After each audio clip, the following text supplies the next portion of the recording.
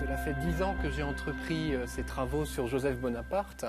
Et 10 ans, ça compte dans une relation, même si la personne en question appartient à un siècle révolu, le 19e siècle, et que le chercheur opère avec 200 ans d'écart. Quand je parle de relation de chercheur à objet de recherche, il ne s'agit pas de complicité ou de chercher à défendre une mémoire qui, on le verra plus tard, aura pu être pas mal calomniée au cours notamment des décennies qui ont suivi la chute de l'Empire français et l'Empire de Napoléon Bonaparte. Joseph a pu apparaître comme le frère ingrat par excellence et il est vrai qu'il n'a rien fait pour défendre ensuite ce jugement qu'a porté l'histoire à son propos. Mais néanmoins, on est tenu toujours, je dirais, à un certain détachement vis-à-vis du contexte historique, vis-à-vis de la pensée politique de l'époque. Et je pense que le devoir aujourd'hui d'un historien, lorsqu'il s'attaque à une biographie, à un travail biographique, c'est bien non pas évidemment de porter des jugements qui sont souvent finalement les héritiers des jugements politiques de l'époque, qu'il est tout aussi intéressant de développer et d'analyser, mais dans un contexte, je dirais, historiographique, mais effectivement de reprendre, pour dire les termes de Jean-Jacques Rousseau, dont Joseph Bonaparte était lui-même un très grand lecteur, la démarche de dépeindre quelqu'un, non pas soi-même, c'était le cas de Rousseau, mais de dépeindre quelqu'un tel que l'état de nature l'avait conçu. Alors, j'aime bien cette image-là parce qu'effectivement, on est dans le cadre de l'émergence et le rayonnement de la pensée de Rousseau, et les frères Bonaparte ont y été très sensibles. Et on peut dire qu'ils ont été des dirigeants influencés, des dirigeants politiques influencés par la chose littéraire tout au long de leur carrière, au point que l'on aura même vu Joseph justifier au courant des années 1830 l'exécution du duc d'Enghien sous le prisme de la tragédie cornélienne. Il ne cherche pas à justifier un événement politique par la politique, mais bel et bien par la littérature. Donc c'est pour ça que je m'étais aussi permis le sous-titre de « Pouvoir et ambition », Napoléon représentant évidemment le pouvoir, Joseph l'ambition, mais il y a également toute la thématique de l'ambition cornélienne que l'on retrouve à travers leurs relations, et une ambition qui en fait est une trame par laquelle s'opère l'exercice du pouvoir absolu. Alors, pour commencer cette conférence, je m'étais dit que pour vous donner une idée à peu près précise de qui est Joseph Bonaparte, avant de parler de Joseph Bonaparte, animal politique dans la France des années 1800-1810, et enfin de ses relations avec son frère Napoléon, relations ô combien compliquées, il apportait que je vous lise quelques extraits de la prose de ce même Joseph, et combien cette prose qui apparaît encore aujourd'hui claire et belle dans son rythme et dans son phrasé, nous permet parfois de mieux comprendre la sensibilité d'un homme disparu il y a 200 ans. Alors ainsi, j'ai retrouvé récemment dans les archives de la famille Murat 2 très jolies lettres que Joseph avait écrites à sa famille, à Caroline d'abord et à Murat ensuite, pour parler de l'éducation des enfants à Caroline et aussi le rôle de la mère dans l'éducation de l'enfant. Et à Murat, une lettre, un contenu beaucoup plus politique, et évoquant notamment le statut des Juifs en France à l'époque où Napoléon n'a pas encore véritablement pensé à l'intégration de la communauté israélite de manière totale. Ce sera chose faite à partir notamment de la deuxième moitié de la première décennie du 19e. Donc, à Caroline, donc, il écrivait, et là on retrouve tout de suite le contexte de sa propriété de Mortefontaine, dans l'Oise, qui était un château qu'il avait entièrement refait et repris à la fin du XVIIIe siècle pour en faire le cadre à la fois bucolique de sa pensée, je dirais plus littéraire que politique, mais aussi le cadre d'échanges politiques, cette fois-ci, puisque c'est notamment à Mortefontaine que vont se réunir une grande partie des conjurés qui vont lancer le coup d'État du 18 Brumaire à la fin de l'année 1799. Donc là, le coup d'État a eu lieu, on est en fait en l'an 9 de la République, et, excusez-moi, et alors qu'il est plénipotentiaire à Lunéville pour signer le traité de paix avec l'Autriche, il pense à Mortefontaine et il pense à sa sœur Caroline qui vient d'accoucher de son premier enfant, le futur prince Achille Murat. Alors, voici ce qu'il lui écrit, je te cite. « J'ai écrit aujourd'hui à Murat par un courrier extraordinaire. Je lui dis que j'avais eu de tes nouvelles du 4 et que tu te portais aussi bien que ton petit. Je désire et j'espère que nous serons tous réunis au printemps. J'espère que tu pourras courir comme à 13 ans. On dit qu'une jeune demoiselle qui est devenue mère redevient d'abord enfant pour la première fois jusqu'à ce qu'elle lègue enfin son enfance à ses petits. Tu es encore loin de cette gravité-là.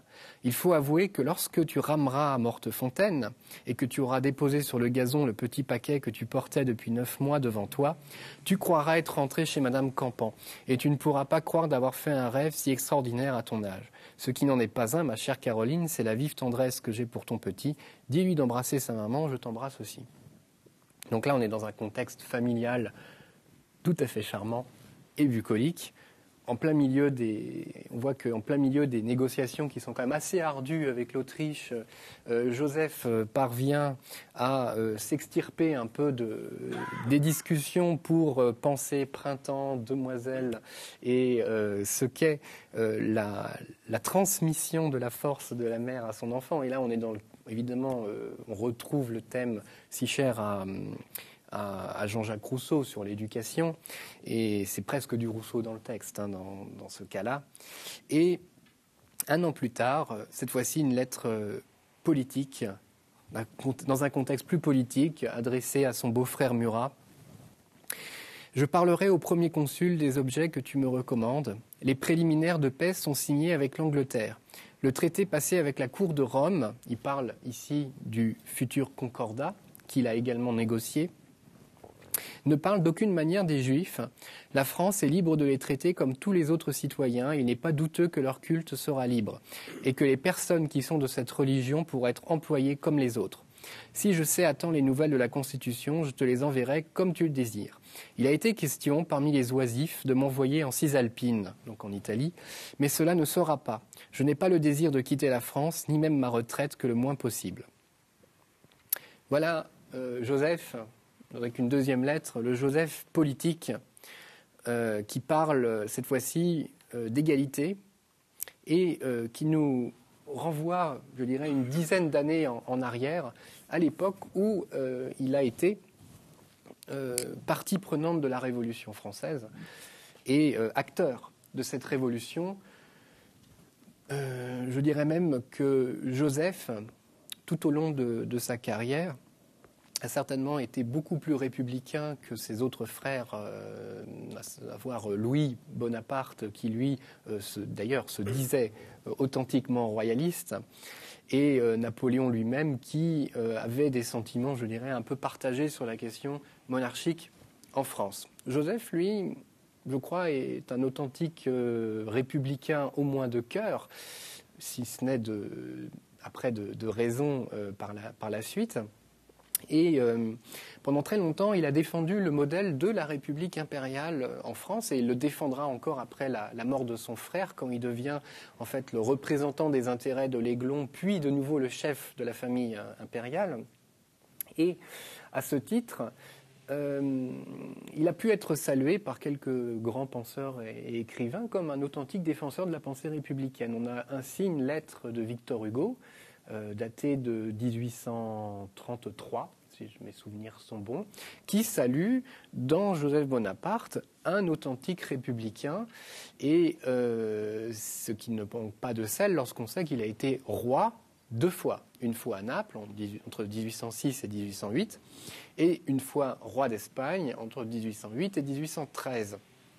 Et que ces fonctions monarchiques, il a accepté finalement de les assumer à la condition justement de pouvoir mener une politique en plus complète harmonie avec ses propres convictions. Choses qui se sont évidemment heurtées, on peut le penser, au système napoléonien qui considère en fait les frères et sœurs titulaires de charges royales ou souveraines en Europe comme étant plus des alliés ou des vassaux que des souverains de pays indépendants. Donc, on sait par exemple qu'il a pu avoir des relations intéressantes avec son frère Lucien Bonaparte, qui lui a réellement refusé de jouer le jeu du pion sur l'échiquier européen, et qu'avec Lucien, finalement, Joseph a pu avoir dans ces conversations un point de vue différent qui consiste en fait à jouer une sorte d'opposition fraternelle au sein du système et non pas en dehors du système, puisque de toute façon, le modèle développé par Lucien, qui se revendiquait, lui, le plus, je dirais, robespierriste de la famille, le plus jacobin de la famille, a été un échec à partir du moment où il a été évincé du ministère de l'Intérieur, très peu de temps après avoir été nommé. Donc, au sein du clan Bonaparte, et je reviendrai un peu après sur cette notion de clan, on voit que dès la Révolution, les fonctions au sein de les fonctions concernant le panorama politique de la France de l'époque sont bien définies. Bien défini dans le sens où chacun finalement a des liens avec l'un ou l'autre parti ou courant de pensée, et que ce qui les unit souvent, outre leur lien du sang, lien fraternel, c'est une commune passion pour la littérature et les grandes idées de la France des Lumières de la fin du XVIIIe siècle. Donc voilà un peu le caractère républicain de Joseph, qui en fait diffère un peu de l'idée républicaine telle qu'on peut l'imaginer notamment aujourd'hui. On est plus dans le cadre d'un idéal qui penche vers la Rome classique, et puis finalement Rome classique qui devient Rome impériale. Et on sait que Napoléon a quand même cherché aussi à asseoir son modèle de régime sur cette Rome un peu mythifiée et qui apparaît comme le modèle politique absolu. Donc, quand on dit républicain chez Joseph, c'est avant tout aussi un discours de la vertu républicaine en opposition à l'Ancien Régime qui les avait, il faut le dire, à la fois bien traités et bien maltraités. Pourquoi ? Les Bonaparte ne pouvaient pas être partisans de l'Ancien Régime à partir du moment où les affaires de la famille Bonaparte, qui ont été gérées avec beaucoup d'insatisfaction et d'à peu près par le père Charles, Carlo di Bonaparte, au cours de sa courte vie. Lorsque les fils Bonaparte se retrouvent orphelins en 1784, d'ailleurs c'est Joseph qui accompagne son père à la faculté de Montpellier pour essayer de trouver le remède qui le guérira de son cancer de l'estomac sans pouvoir justement y parvenir. Au moment où ils héritent Napoléon, Joseph, mais Joseph étant l'aîné, étant né 1 an et demi avant Napoléon, il est dans les faits le chef de famille. Au moment où ils héritent de la situation et de la fortune familiale, il faut leur reconnaître qu'il n'y a que des dettes et que le gouvernement français, dont le représentant est l'intendant en Corse du roi de France.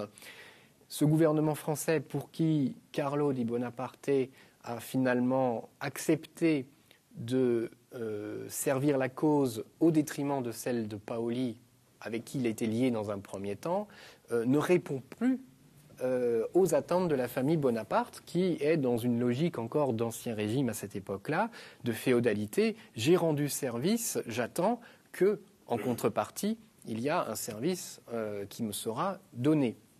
Eh bien, la France de l'Ancien Régime étant à l'époque endettée jusqu'au cou,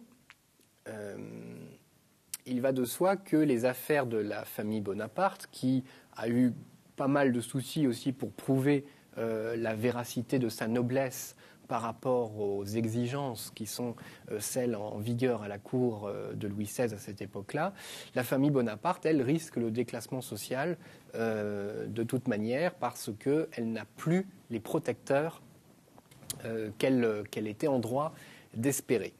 Il est vrai qu'à l'époque de la conquête de la Corse par les Français, on a vu un protecteur s'élever pour, je dirais, défendre leurs intérêts. Et c'était le futur gouverneur militaire de l'île, le comte de Marbeuf, mais celui-ci étant lui-même assez âgé et bientôt obligé de quitter la Corse, les Bonaparte se retrouvent finalement face à leurs anciens alliés paolistes qui ont tout à leur vouloir, dans une situation financière difficile et sujet finalement à un plafonnement dans l'ordre social qui va vite leur paraître, je dirais, insupportable. En effet, Napoléon, lui, a entamé une carrière dans l'armée. Joseph, lui, dans un premier temps, a été fortement incité par sa famille à embrasser la carrière ecclésiastique. Et il s'est vraiment passé des choses importantes en cette année 1784. C'est l'année dont on conserve le premier billet écrit par Joseph à Napoléon, qui est la première étape d'une correspondance très importante, à la fois par son volume et sur l'étalement du temps. En 1784, Joseph a brutalement décidé d'interrompre sa carrière ecclésiastique et a jeté la soutane qu'il ne portait pas encore aux orties. Évidemment, on espérait beaucoup dans la famille qu'un ecclésiastique puisse au moins récupérer les charges dont l'oncle Fesch disposait à Ajaccio, si ce n'est envisager, grâce à de nouvelles fidélités qui s'étaient développées entre-temps, notamment vis-à-vis toujours de cette fameuse famille de Marbeuf, envisager un poste d'évêque pour quelqu'un qui appartient à une noblesse un peu difficilement prouvable. Il ne dispose pas de tous les quartiers qu'il faut prouver. C'est quelque chose qui aurait pu être justement un moteur d'ascension sociale, et Joseph refuse. Je dirais, c'est peut-être pas la première fois, c'est la première fois qu'il se met à refuser. Par le futur, dans l'avenir, il refusera d'autres choses encore et va montrer déjà un peu les limites de son caractère qui, si on le décrit souvent comme très affable, très coulant et souvent, je dirais, très galant, beaucoup plus galant que son frère Napoléon, il est aussi capable de crises d'autorité, de crises de colère, beaucoup plus violentes d'ailleurs que celle de l'empereur, qui est pourtant, on le sait, sujet fréquent également à des accès de fureur. Donc, voyant ceci, Charles de Bonaparte finalement cède et plie parce que son fils étant l'aîné, il n'a pas non plus à le contraindre de suivre cette carrière ecclésiastique que tous envisageaient en fonction justement de ses capacités intellectuelles, et lui fait promettre néanmoins sur son lit de mort de ne jamais devenir soldat. Un seul soldat, Napoléon, ça doit suffire. Pour les autres, il faut qu'ils choisissent des carrières un peu plus valorisantes, parce que pareil, à la fin de l'Ancien Régime, un tout petit noble a une chance peut-être d'atteindre le grade de capitaine à la fin de sa carrière, mais il ne peut pas espérer aller au-delà s'il n'a pas de fortune, s'il n'a pas de protection comme il se doit. Donc, Joseph sera avocat comme son père. Et comme il a bénéficié néanmoins dans les collèges français d'une excellente scolarité, on sait qu'il parle le latin couramment. C'était lui d'ailleurs qui corrigeait les devoirs de version et de thèmes de Napoléon à l'époque où ils étaient dans le même collège. Parce que Joseph a déjà ce goût pour la chose littéraire qui le caractérisera toute sa vie. Eh bien, il a tout ce on va dire qu'il a les qualités pour devenir un bon avocat sous l'Ancien Régime. Et je crois que ce choix qui a été imposé en dernier lieu par Charles Bonaparte a été sans doute pour Joseph le meilleur choix. Alors sa carrière d'avocat, elle tient en une plaidoirie parce que à peine a-t-il plaidé pour la première fois que la Révolution éclate et que là les Bonaparte se retrouvent libérés à la fois de leurs dettes, de leurs contraintes sociales et familiales et peuvent envisager une nouvelle carrière politique alors qu'on crée les départements corses à cette époque-là. Donc, même s'ils n'ont pas l'âge requis, ils sont encore tout jeunes à cette époque-là. Joseph est né en 1768, Napoléon un an plus tard, en 1769, alors qu'ils ne sont même pas majeurs pour, je dirais, être élus, alors qu'ils n'ont pas cette majorité-là. Ils vont un peu falsifier les papiers, ce qui va d'ailleurs leur donner des soucis par la suite lorsqu'on va prétendre qu'ils étaient nés génois et non pas français. Mais c'était en fait à l'époque de la Révolution, pour pouvoir prétendre à cette carrière politique qu'ils rêvaient, Napoléon va réussir à faire élire Joseph au Conseil général et donc celui-ci va siéger à Bastia.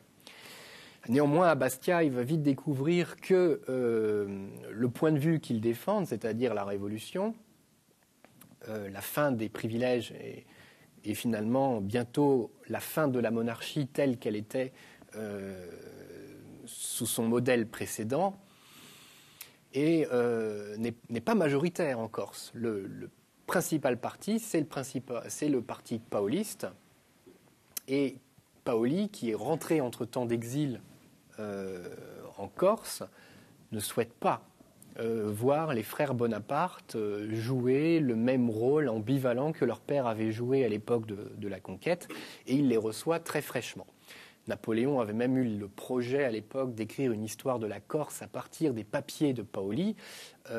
Paoli lui dit très fraîchement d'aller voir ailleurs et de ne pas s'occuper de cette partie-là, et qu'il y a effectivement un contentieux entre les deux clans qui fait que bientôt ces deux partis vont devenir totalement irréconciliables et chacun va peu à peu, je dirais, opérer une radicalisation de leur point de vue. Comment ? Les paolistes, qui n'étaient pas des royalistes farouches, vont peu à peu bientôt redéfendre l'idéal de la monarchie absolue, ce qui ne manque pas de sel, tandis que les Bonaparte, eux, deviennent des républicains purs et durs, et bientôt, pour certains d'entre eux, des jacobins. On le voit, l'absence de possibilité de... comment dire... de possibilité d'accord entre les partis, finalement, donne lieu à une radicalisation de leurs esprits.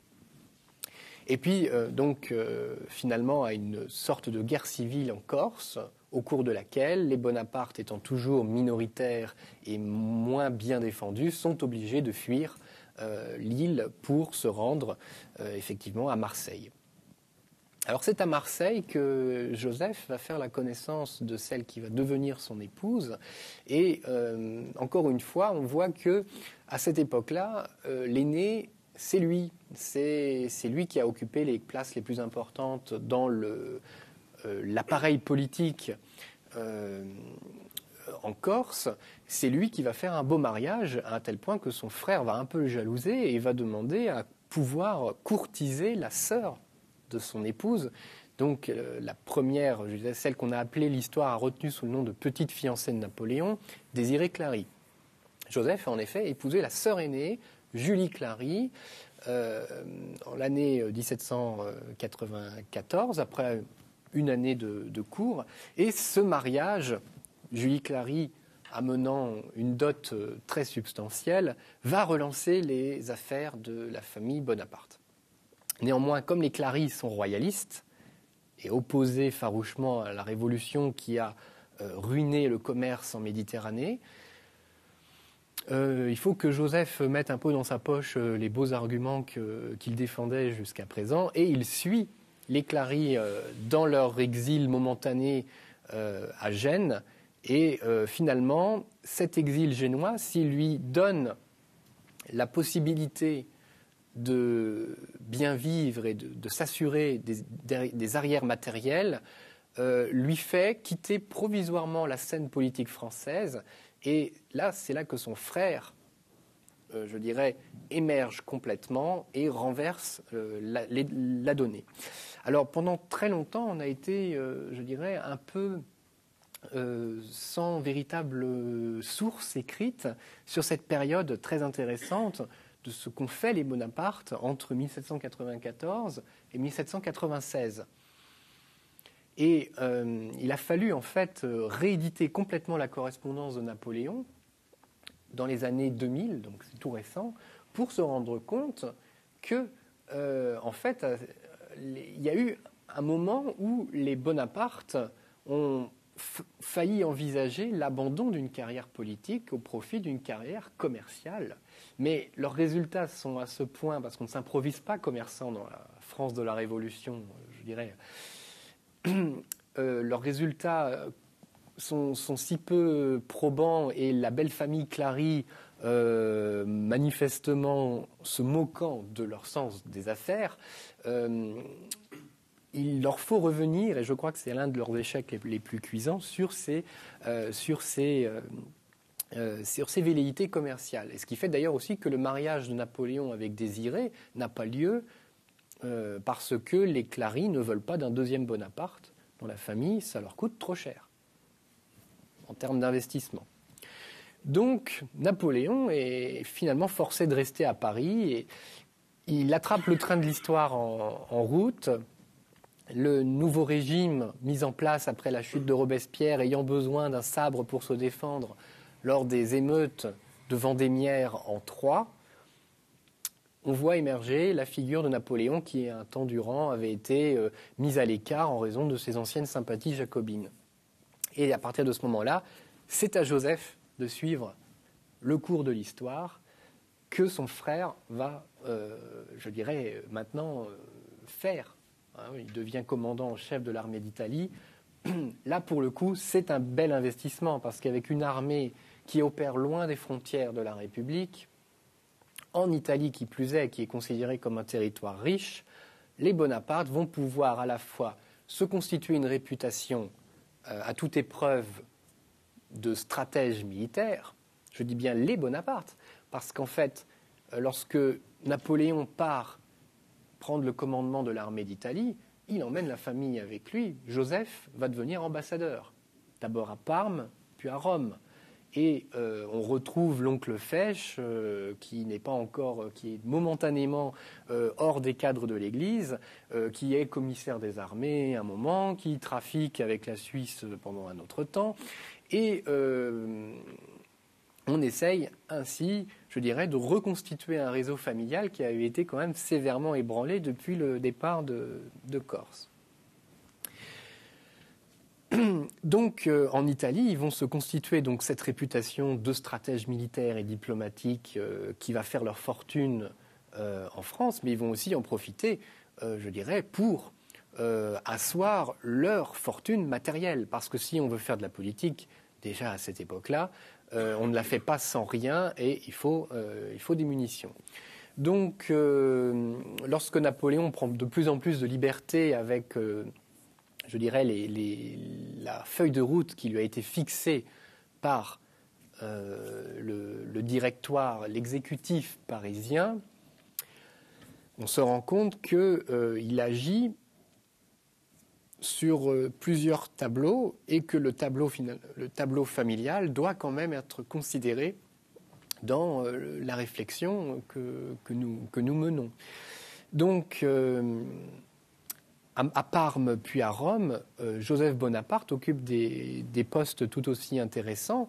Il traite quasiment d'égal à égal avec le pape et les cardinaux. Et d'ailleurs, c'est c'est un élément qui va longtemps peser sur sa réputation et sa carrière, parce que à la fois il réussit à charmer d'un côté les cardinaux, mais il réussit quand même à se mettre à dos une partie de la population romaine, et en 1797, il est brutalement expulsé de Rome à la suite d'une émeute au cours de laquelle un général français d'ailleurs qui était censé épouser une des sœurs Bonaparte est tué.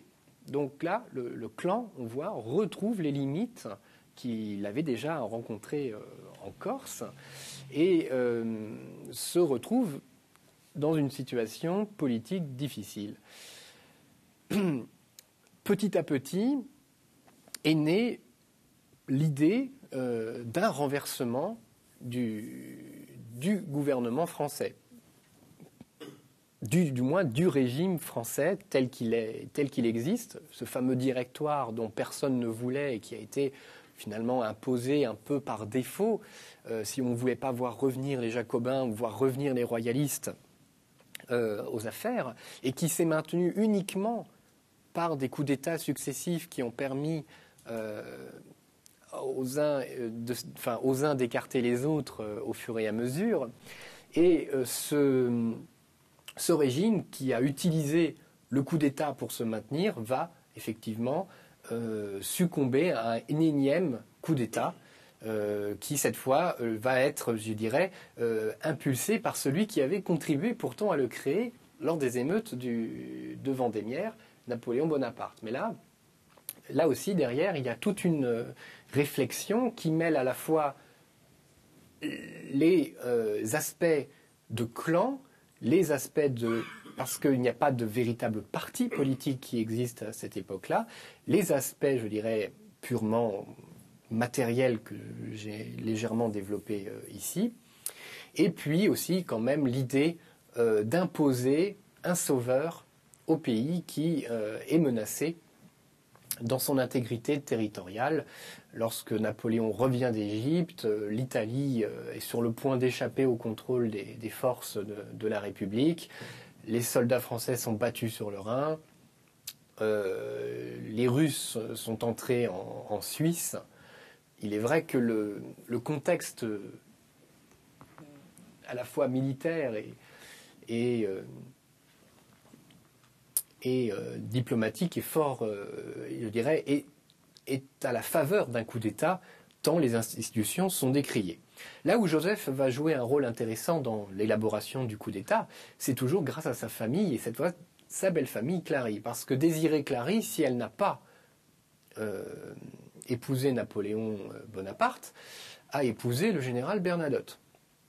Et le général Bernadotte, lui, est alors ministre de la guerre.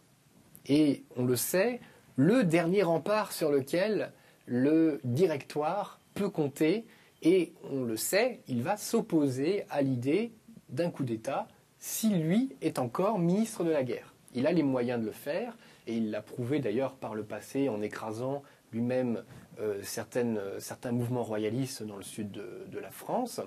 Bernadotte est très peu de temps ministre de la guerre, hein, à peine 1 mois et demi, 2 mois. Mais au cours de ces 2 mois, finalement, il réussit à faire le travail, on l'a un peu oublié, que Napoléon prétendait faire, lui, notamment en essayant de fixer les fronts qui menacent l'intégrité territoriale du pays. Alors, on va essayer de prendre Bernadotte par les sentiments, en l'invitant à Mortefontaine, la fameuse propriété dont je parlais tout à l'heure, où Joseph passe désormais des jours agréables. Et voyant que de toute façon, on n'arriverait pas à le convaincre d'intégrer le coup d'État, on va faire en sorte que Bernadotte reste neutre au nom des liens familiaux, aussi au nom de la raison. Et ce faisant, comme on a aussi du mal, je dirais, à le convaincre de manière raisonnée, l'abbé Sieyès, qui est cheville ouvrière du coup d'État, réussit à le débarquer de son ministère de la guerre. Une fois que Bernadotte est débarqué, il n'y a vraiment plus d'obstacles et on va demander à Joseph de le surveiller personnellement lorsque Napoléon, Lucien et Murat, qui lui attend dans l'arrière-cour de faire intervenir ses grenadiers, vont, je dirais, prendre le pouvoir au Conseil des 500.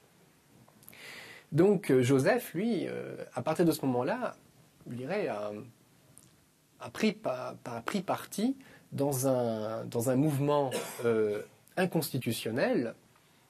Il s'est mis provisoirement hors la loi en participant à ce coup d'État. Il va réagir très vite, notamment en donnant à Napoléon l'idée, une fois que les députés sont dispersés dans Paris, de faire revenir une partie d'entre eux pour se faire voter les pleins pouvoirs.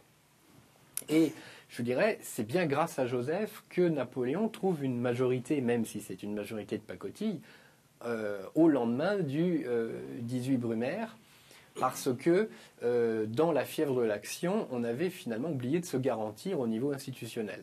Une fois que cela s'est fait, on voit se constituer un nouveau parti à l'intérieur même du clan des conjurés, puisque Lucien et Joseph vont tout faire pour représenter le courant civil du parti des Bonaparte face au courant militaire incarné par Napoléon, Murat et les autres qui, eux, prônent effectivement une certaine brutalité dans la gestion des affaires, notamment parce que la France est menacée d'être envahie.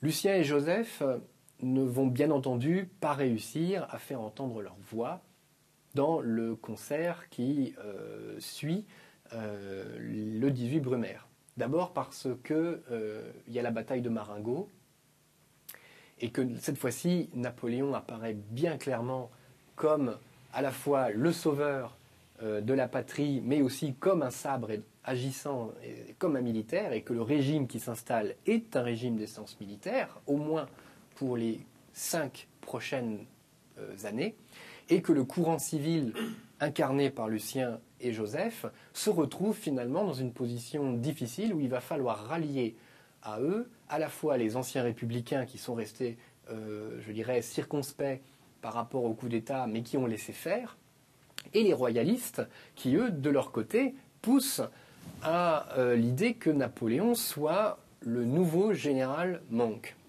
Alors, pour rappeler brièvement, général Monk, c'est le général anglais qui, en 1661, a rétabli la monarchie britannique après les 10 années de république de Cromwell.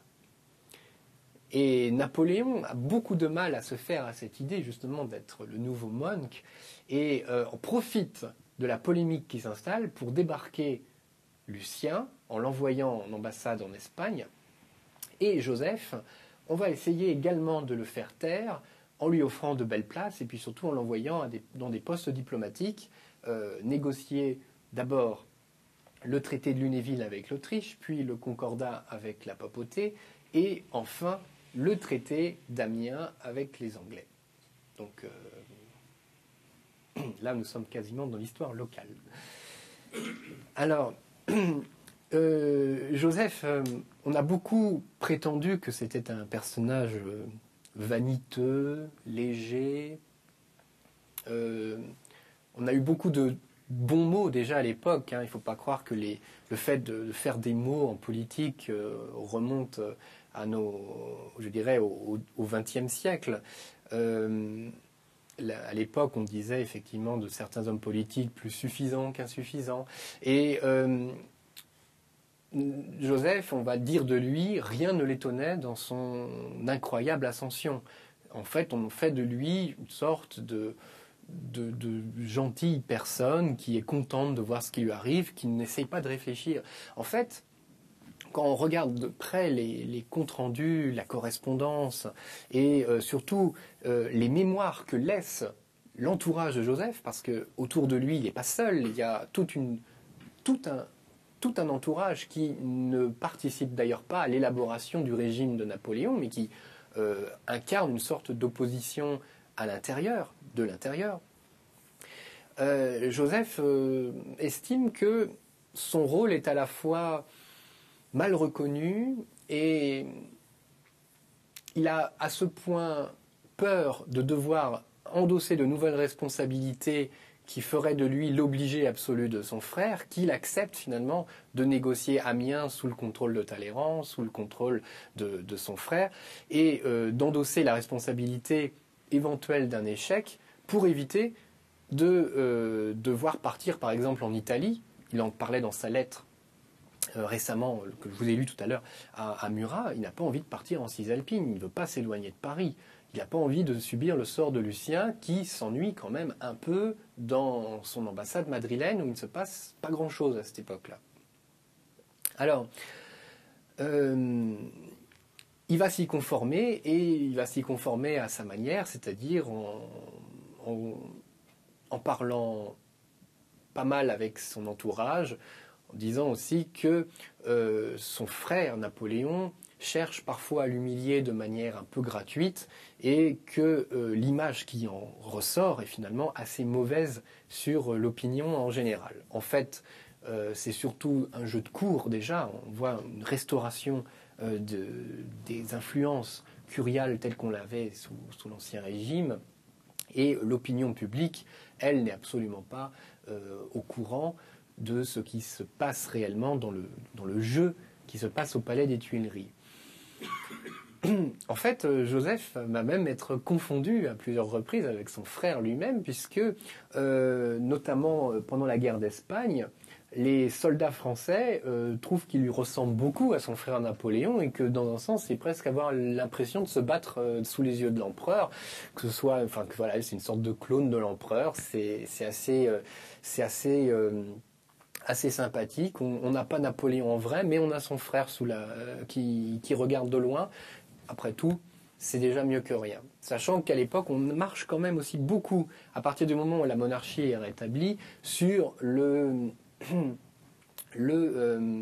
paraître et le fait, par exemple, pour les soldats français qui se retrouvent loin ça peut paraître assez étrange, mais les soldats français qui, par exemple, n'ont pas suivi Napoléon en Russie en 1812 se trouvaient très malheureux de ne pas le faire. Plutôt que d'être en garnison dans une ville en Italie ou en Espagne ou en Allemagne, auraient bien préféré suivre Napoléon, parce que c'est là qu'il y a effectivement des grades à prendre, des honneurs et la gloire. Ça aussi, c'est une notion qui aujourd'hui nous paraît de plus en plus difficile.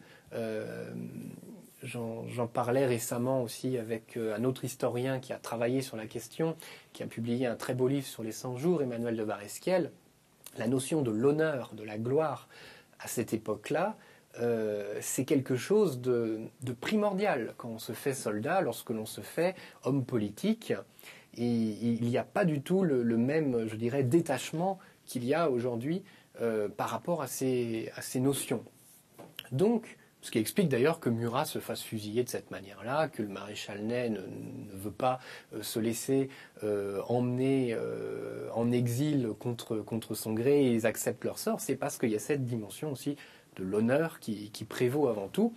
Joseph estime que lui aussi a un honneur à défendre en quelque sorte lorsqu'il se met en position de confrontation, mais que son honneur lui impose par-dessus tout d'être quelqu'un je dirais, d'obéissant et de ne pas se comporter à la manière de Lucien qui, lui, a choisi la rébellion et qui vit finalement en dehors du clan des Bonaparte et en dehors de cette fameuse notion d'honneur. En plus, ils sont corses, c'est quand même quelque chose qui est encore plus, je dirais, prenant pour eux. Donc, il va se conformer peu à peu, on le voit de moins en moins virulent, de moins en moins offensif vis-à-vis de son frère, à partir des années 1804-1805, jusqu'au moment où il devient effectivement roi de Naples, puis roi d'Espagne.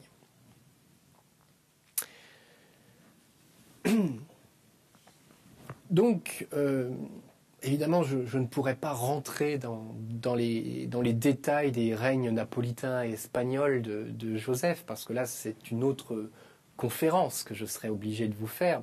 Là, je vous parle du pouvoir et de l'ambition. Après tout, c'est juste une histoire de conception qu'ont eu les frères Bonaparte à leur époque sur le modèle politique à avoir, et là où ils ont effectivement un consensus qui apparaît, c'est dans leur façon de considérer les choses de manière beaucoup plus littéraire. Je reviens donc sur ce que je disais précédemment. Lorsqu'ils étaient jeunes, ils ont confronté leur lecture. Ils ont lu Voltaire, ils ont tout lu Voltaire, ils ont lu tout Rousseau, et chacun a essayé à un moment donné de sa vie d'être écrivain. Alors c'est très intéressant parce que donc on a quelques petits romans et quelques fragments de romans de Napoléon, et un roman complet écrit par Joseph, qui d'ailleurs, une fois écrit, va s'empresser de dire que c'est un faux, qui n'a jamais écrit de roman, mais qui reprennent justement des notions assez intéressantes sur ce qu'est la guerre, ce qu'est l'amour, ce qu'est la société. Par exemple, dans son roman, la vision de la guerre qu'a Joseph est assez effroyable et assez bouleversante, n'a rien à voir avec la vision de la guerre héroïque que développe Napoléon. Donc là, on a, je dirais, une sorte d'opposition de pensée, même si ils partent des mêmes lectures, même s'ils essayent d'imiter tous les deux, à un moment donné, Jean-Jacques Rousseau, et à la fois cette idée persistante d'état de nature, tout en essayant également de la relier aux vieux principes de la Rome antique tels que décrites par Pierre Corneille dans ses tragédies, on a quand même une opposition de fond sur la conception de ce qu'est la guerre, de ce qu'est le pouvoir.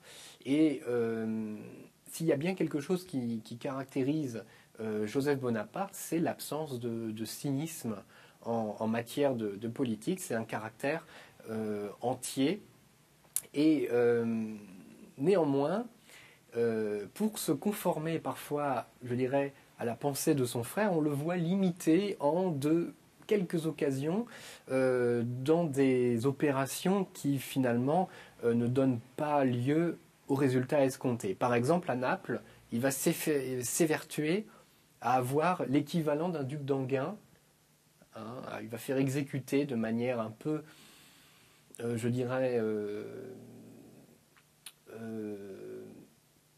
pas tout à fait légal, un opposant royaliste qui s'était pourtant rendu dans des conditions qui portaient l'uniforme de l'armée royale napolitaine. Il va en faire un exemple à la manière du duc d'Enghien. Exemple qui ne sera finalement jamais reconduit parce que finalement Joseph reste un homme de consensus. On le voit notamment lorsqu'il arbitre les séances du Conseil des ministres et du Conseil d'État en Espagne.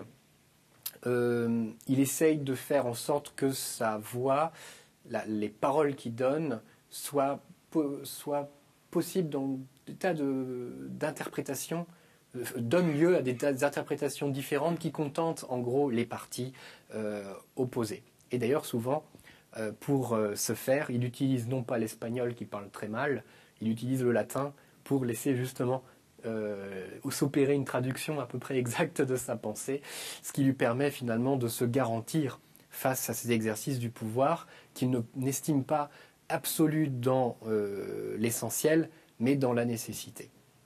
Voilà. Chez Napoléon, on a quelque chose de différent. Le pouvoir, effectivement, s'exerce de manière absolue dans la plupart des cas que nous observons.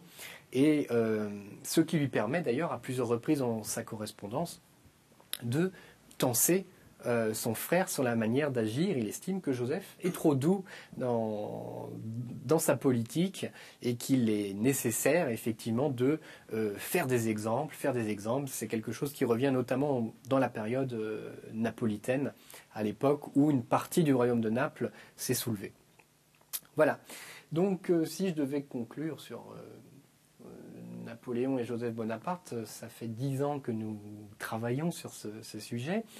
En l'espace d'une petite conférence d'une heure, je me rends compte qu'il y a encore bien des aspects qui pourraient être développés et sur lesquels finalement nous avons opéré au cours des 20 dernières années une sorte de renouveau de la pensée historique et de la recherche historique sur une période que l'on croit connaître à travers les grandes batailles, à travers les grands hommes de cette époque-là, et qui a souvent mis justement dans l'ombre des personnes comme Joseph, et qui pourtant explique parfois beaucoup mieux qu'un coup de sabre, je dirais, la raison d'une politique menée et dont les tenants et aboutissants pourraient encore nous échapper. Voilà, je vous remercie de votre attention.